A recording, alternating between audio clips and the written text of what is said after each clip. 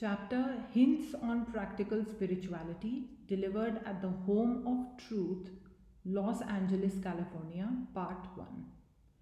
This morning, I shall try to present to you some ideas about breathing and other exercises. We have been discussing theories so long that now it will be well to have a little of the practical. A great many books have been written in India upon this subject. Just as your people are practical in many things, so it seems our people are practical in this line. 5 persons in this country will join their hands together and say, "We will have a joint stock company," and in 5 hours it is done. In India, they could not do it in 50 years. They are so unpractical in matters like this. But mark you, if a man starts a system of philosophy, however wild its theory may be, it will have followers. For instance, a section is started to teach that if a man stands on one leg for 12 years, day and night, he will get salvation. There will be hundreds ready to stand on one leg. All the suffering will be quietly borne. There are people who keep their arms upraised for years to gain religious merit. I have seen hundreds of them. And mind you, they are not always ignorant fools, but are men who will astonish you with the depths and breadth of their intellect. So you see, the word practical is also relative. We are always making this mistake in judging others. We are always inclined to think that our little mental universe is all that it is. Our ethics, our morality, our sense of duty, our sense of utility are the only things that are worth having. The other day, when I was going to Europe, I was passing through Marseilles, where a bullfight was being held. All the Englishmen in the steamer were mad with excitement, abusing and criticizing the whole thing as cruel. When I reached England, I heard of a party of prize fighters who had been to Paris and were kicked out unceremoniously by the French, who thought prize fighting very brutal. Very brutal. When I hear these things in various countries, I begin to understand the marvelous saying of Christ, "Judge not that you be not judged." The more we learn, the more we find how ignorant we are, how multiform and multi-sided is this mind of man. When I was a boy, I used to criticize the ascetic principles, practices of my countrymen. Great preachers in our own land have criticized them. The greatest man that was ever born, Buddha himself, criticized them. But all the same, as I am growing older, I feel that I have no right to judge.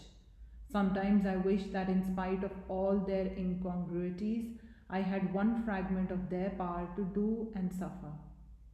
Often I think that my judgment and my criticism do not proceed from any dislike of torture, but from sheer cowardice, because I cannot do it, I dare not do it. Then, when you see that strength, power, and courage are things which are very peculiar. We generally say a courageous man, a brave man, a daring man, but we must bear in mind that courage or bravery or any other trait does not always characterize the man. The same man who would rush to the mouth of a cannon shrinks from the knife of the surgeon, and another man who never dares to face a gun will calmly bear a severe surgical operation if need be. Now, in judging others, you must always define your terms of courage or greatness. The man whom I am criticizing as not good may be wonderfully so in some points in which I am not. Take another example. You often note when people are discussing as to what man and woman can do, always the same mistake is made. They think they show man at his best because he can fight, for instance, and undergo tremendous physical exertion, and this is pitted against the physical weakness and the non-combating quality of a woman. This is unjust. A woman is as courageous as man. Each is equally good in his or her way. What man can bring up a child with such patience, endurance, and love as a woman can. The one has developed the power of doing, the other the power of suffering. If woman cannot act, neither can man suffer. The whole universe is one of perfect balance. I do not know, but some day we may wake up and find that a mere worm has something which balances our manhood. The most wicked person may have some good qualities that I entirely lack. I see that every day of my life. Look at that savage. I wish I had such a splendid physique. He eats, he drinks to his heart's content without knowing perhaps what sickness is while I am suffering every minute. How many times would I have to be glad to have changed my brain for his body? The whole universe is only a wave and a hollow. There can be no wave without a hollow. Balance everywhere. You have one great thing, your neighbor has another great thing. When you are judging man and woman, judge them by the standard of their respective greatness. One cannot be in other shoes. The one has no right to say that the other is wicked. It is the same old superstition that says, if this is done, the world will go to ruin. But in spite of this, the world has not yet come to ruin. It is said in this country that if the Negroes were freed, the country would go to ruin. But did it? It was also said that if the masses were educated, the world would come to ruin, but it would only made better.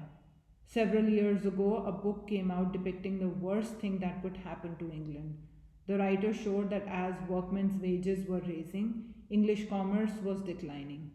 A cry was raised that the workmen in England were exorbitant in their demands and that the Germans worked for less wages. A commission was sent over to Germany to investigate this, and it reported that the German laborers received higher wages. Why was it so? Because of the education of the masses. Then how about the world going to ruin if the masses are educated? In India, especially, we meet with old Faujis all over the land. They want to keep everything secret from the masses.